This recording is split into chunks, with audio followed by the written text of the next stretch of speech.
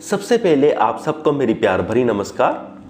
अगर आपकी इनकम कम है तो भी आप किसी को ना बताएं, अगर आपकी इनकम ज़्यादा है तो भी आप किसी को ना बताएं।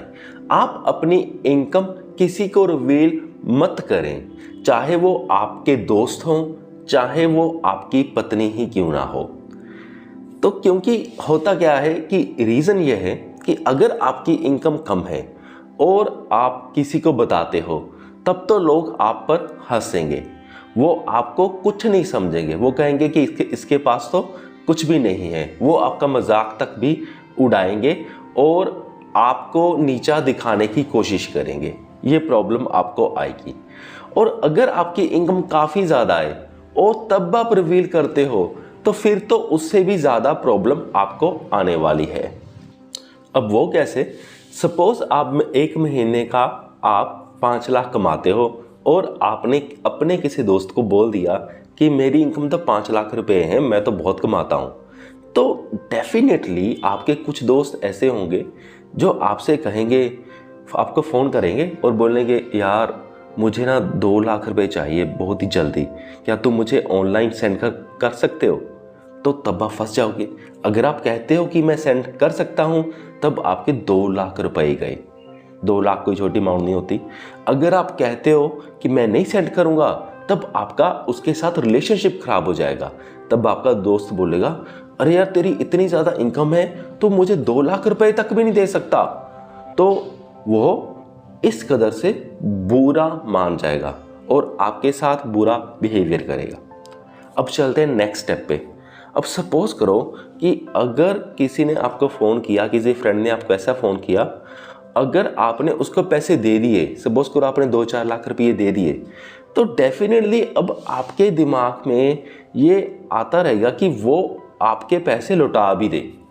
क्योंकि इनकम चाहे कम हो चाहे ज़्यादा हो, पर जब आपकी मेहनत की कमाई जब आप किसी को फ्री में देते हो तो तब आपका मन होता है, आपकी थॉट वो बार बार चलेगी कि अब मुझे ये पैसे लौटा दे।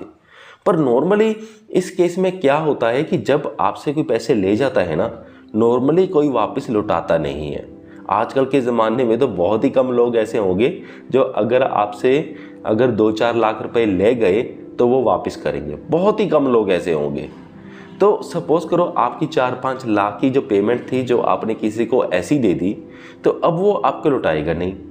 तो जब आप उसको फ़ोन करेंगे कि हाँ भाई मेरी पेमेंट मैंने तुझे दी थी तो मुझे कब लौटा रहा है, तो तब आपका वही फ्रेंड जो आपके पहले काफ़ी क्लोज था वो कहेगा अरे मैं दे रहा हूँ, मैं कहीं भाग चला हूँ, यही तो हूँ ना, तुझे दे दूँगा।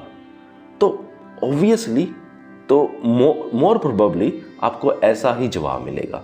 तो जब आपको ऐसा जवाब मिलेगा तब आप बहुत नेगेटिव महसूस करोगे, बुरा महसूस करोगे, क्योंकि आप ऐसा फील करोगे एक तो मैंने इसको पैसे दिए और अब मैं इससे बेइज्जती भी करवा रहा हूँ। तो अगर आप ज़्यादा फ़ोन करोगे वो आपको फिर इग्नोर करेगा, आपका फ़ोन नहीं उठाएगा, आपको बुरा भला भी कहेगा कि मैं तेरा दोस्त हूँ, मैं कहीं भाग चला हूँ, मैं ये हूँ, मैं वो हूँ। ऐसी बातें आपको सुनने को मिलेगी। तो इससे क्या हुआ, एक तो आपके पैसे गए, दूसरा आपका रिलेशनशिप खराब हुआ और सबसे बड़ा नुकसान है आपकी पीस ऑफ माइंड गई और आपके अंदर थॉट्स सब चलती जाएंगी, रन करती जाएंगी और वो आपको ना ठीक से सोने देंगी, ना ठीक से सोचने देंगी, ना ठीक से काम करने देंगी। सो इतनी प्रॉब्लम्स आ जाती हैं। चलो ये तो थे अब फ्रेंड्स वाले केस। अब हम बात करते हैं, सपोज करो कि आपने अपनी इनकम अपनी वाइफ को बता दी। अब नॉर्मली जो वाइफ्स होती हैं वो खर्चीली होती हैं, उनको पैसे उड़ाना बहुत पसंद होता है, उनको शॉपिंग करना बहुत पसंद होता है। और आपने बता दिया कि हाँ मेरी इनकम 1 लाख रुपए पर मंथ है। तो अब आपकी वाइफ क्या करेगी? अब आपकी वाइफ, आजकल तो ज़माना बहुत फास्ट है, ऑनलाइन शॉपिंग करेगी, कैश ऑन डिलीवरी पे सारा चीज़ें आने लग जाएंगी घर पे। तो तब अगर आप कब बोलोगे कि मैं पैसे नहीं दूंगा, तब आपकी वाइफ बोलेगी अरे 1 लाख रुपया पर मंथ कमाते हो, अगर मैंने कोई 20-30 हज़ार की शॉपिंग कर भी ली तो इससे क्या होता है? फिर ऐसा आपको जवाब सुनने को मिलेगा। तो आप ये 1 महीना टॉलरेट कर लोगे, 5 महीने टॉलरेट करोगे, लेकिन उसके बाद आप क्या करोगे? फिर आप फंस जाओगे।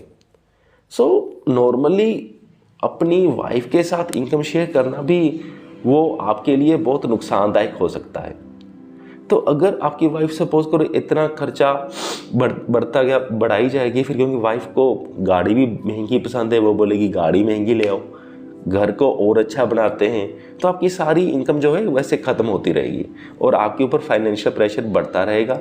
और जितना प्रेशर बढ़ेगा उतना आप फिर दिमाग में कई तरह की थॉट्स रन करेगी, उतनी आपकी ओवर थिंकिंग होगी, आपकी एनर्जी ड्रेन होती रहेगी और जितना आपके पास खाली समय होगा वो इन सारे कामों में लगता जाएगा। और जब आपका खाली समय भी वो लग गया और आपके पास अभी खाली समय भी नहीं है, तो फिर आप स्पिरिचुअलिटी की बुक्स कब पढ़ोगे, स्पिरिचुअल वीडियोस कब देखोगे, कैसे फिर आप स्पिरिचुअल पाथ पर चलोगे, कैसे ज़िंदगी की गहराई को समझोगे, क्योंकि आपका खाली समय तो बेकार की चीज़ों में लग रहा है। सो ओवरऑल कंक्लूजन ये है कि आप अपनी इनकम ना ही रिवील करें तो बेटर है।